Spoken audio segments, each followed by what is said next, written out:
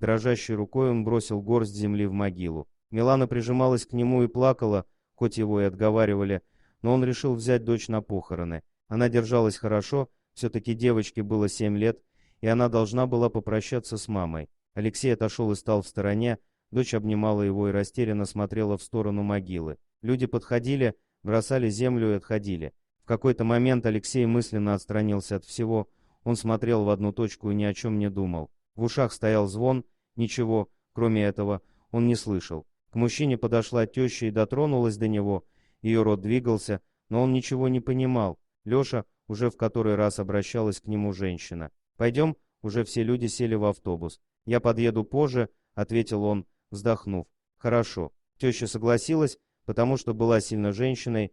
Она понимала, что плакать будет дома, где ее никто не будет видеть. «Милана, пойдем со мной, папа догонит». Девочка ушла с бабушкой, а Алексей еще некоторое время стоял, застыв на месте, пока не услышал шум машин. Работники уже загрузили лопаты и начали уезжать. Никого вокруг не было. Алексей вытащил из кармана маленькую камеру и прикрепил ее на соседнее дерево. Он его сразу заметил и подумал, что оттуда будет хорошая видимость. Таким образом он хотел еще немного побыть с женой. Он купил себе игрушку, чтобы поставить на даче, хотел с Миланой снимать ночные видео, может быть, ежик пришел. Но они не успели ничего сделать. Мужчина решил, что пусть камера побудет пару дней здесь, а потом он ее заберет. Он даже не понимал, на что рассчитывал увидеть, просто хотел быть с женой. Поминки прошли как в тумане, и да, люди, какие-то соболезнования, Когор. Но Алексею хотелось тишины, никого не видеть, чтобы никто не смотрел на него жалобными глазами и не пытался выдавить из себя слов, которые все равно не помогут. Он считал эти слова и сочувствие дурацкими приличиями. Теща тоже что-то сказала, но, конечно, она хотела скорее отправиться домой, чтобы там горевать. Но сегодня этому не суждено было случиться, потому что она забирала Милану к себе домой. Алексей не возражал, он все равно не в состоянии был что-либо делать. Он извинился, сел в автомобиль и уехал. Он кругами ездил по городу, пока не стемнело, он продолжил бы, но вдруг вспомнил о камере. Приехав домой, он сразу включил ноутбук, настроил трансляцию и как завороженный уставился на экран, как будто ждал чего-то, но ничего не было. Если бы не ветер, то было бы похоже на фото темнота и едва освещенные луной могилы. Алексей лег на диван, а ноутбук поставил на пол. Он пытался заснуть, периодически закрывал и открывал глаза. На экране ноутбука до сих пор ничего не происходило. Мужчина начал дремать, но спал плохо, много раз засыпал и просыпался. Потом снова смотрел на монитор и проваливался в дремоту. В какой-то момент он открыл глаза и увидел на мониторе женщину с цветами, прикрыл глаза, думая, что это сон, и тут же вздрогнул. Он чуть не упал с дивана, присматриваясь к изображению. Действительно, там была какая-то женщина.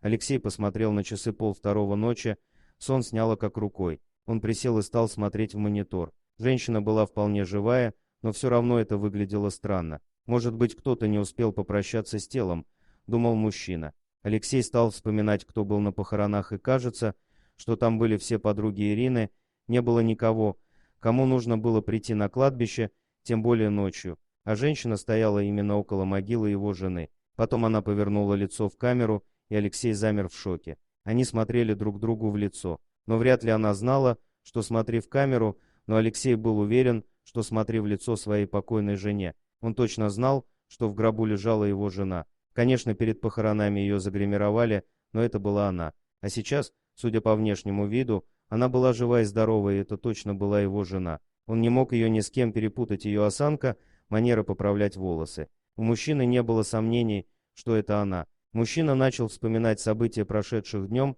ему нужно было логическое объяснение того, что он сейчас видел. Как могло случиться, что его жена была жива, он решил, что ее нужно найти. Алексей подскочил, схватил ноутбук и побежал в автомобиль. Он надеялся, что, возможно, она не успеет уйти. Мужчина вел автомобиль и посматривал на монитор. Некоторое время женщина оставалась в поле зрения камеры, но потом ушла. Алексей гнал и продолжал коситься в монитор. Он стал вспоминать, как случилась авария. Это было 4 дня назад. Ирина возвращалась в работу и почему-то поехала другой дорогой, сказала, что заехала в торговый центр, в котором были скидки. Ирина всегда следила за распродажами в своих любимых магазинах, поэтому всегда покупала хорошие вещи за небольшую сумму. Это был последний раз, когда они разговаривали. А сейчас Алексей вспоминал разговор, и ему казалось, что она нервничала. Но, возможно, он сейчас накручивает себе. Вообще, в последнее время она часто была не в себе, ссылалась на загруженность по работе. Шопинг был для нее отличным развлечением. Но дальше новость о жене он получил от полиции, автомобиль жены вылетел с моста в реку, не справился с управлением. Это было в темное время суток, Ирина не была пристегнута. Мужчина часто ругал жену, что она пренебрегает этим правилом, даже штрафы часто приходили из-за этого. Лобовое стекло было разбито, а тело Ирины водолаза нашли чуть позже. Алексей сам ходил в морг для опознания, в гробу тоже была, она все это видели. Когда мужчина приехал на кладбище, никого уже не было. Он покрутился вокруг могилы, куча следов, невозможно было их выследить. Алексей со злостью ударил кулаком по оградке и разодрал кожу до крови. Он присел и увидел на земле бумажку, это был чек. Мужчина покрутил его в руках, надеясь, что его выронила Ирина. Сев в автомобиль, мужчина начал его изучать и определил адрес магазина. Он находился не в городе, а в какой-то деревне, и Алексей решил ехать туда. Он приехал в небольшую по сравнению с городом деревню. Но он не знал, как найти Ирину. Не по домам же ходить, хотя почему бы и нет, подумал мужчина и направился к первому дому. Но не успев постучать, он опомнился, ведь у него был чек из магазина, почему бы не начать с него. Продавщица действительно узнала Ирину по фотографии, которая вчера купила бутылку воды. И вообще, кажется, эта женщина сюда недавно переехала, сказала продавщица. Я видела ее не в первый раз. Куда? Алексей трясло от волнения.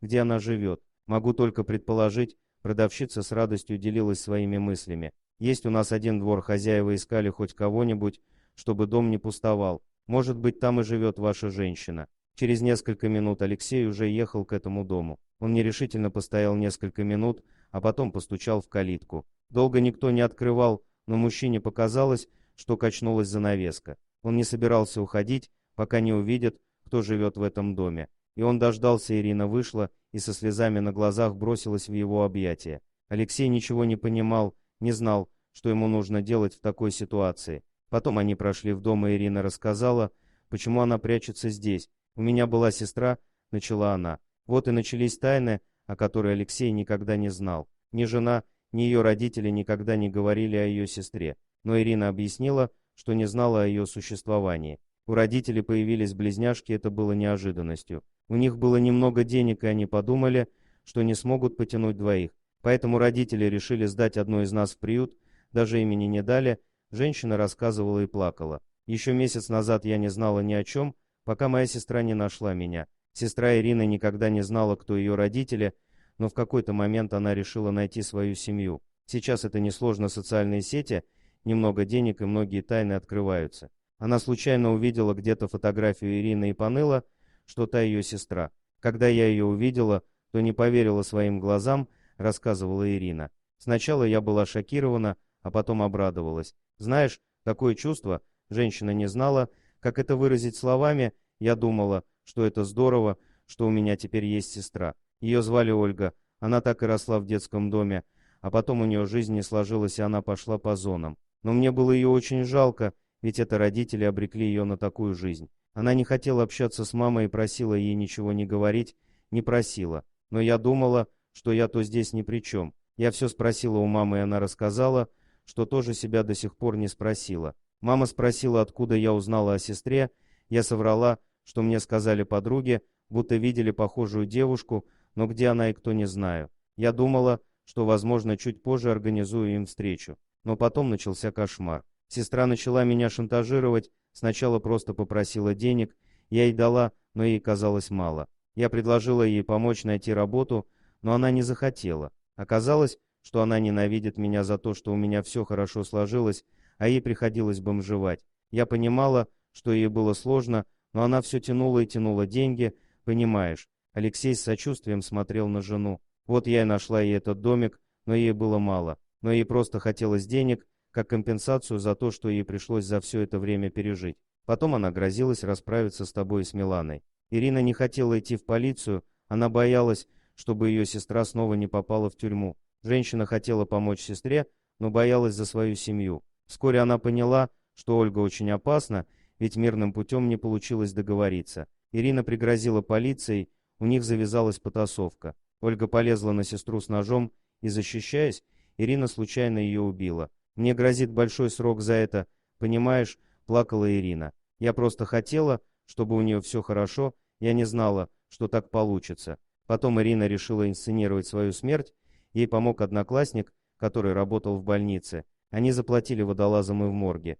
Женщины похожи как две капли воды, и тем более ее никто бы не стал искать. Дорогие друзья, если вам понравилось видео, поставьте лайк, а также подписывайтесь на канал, где найдете еще много интересного.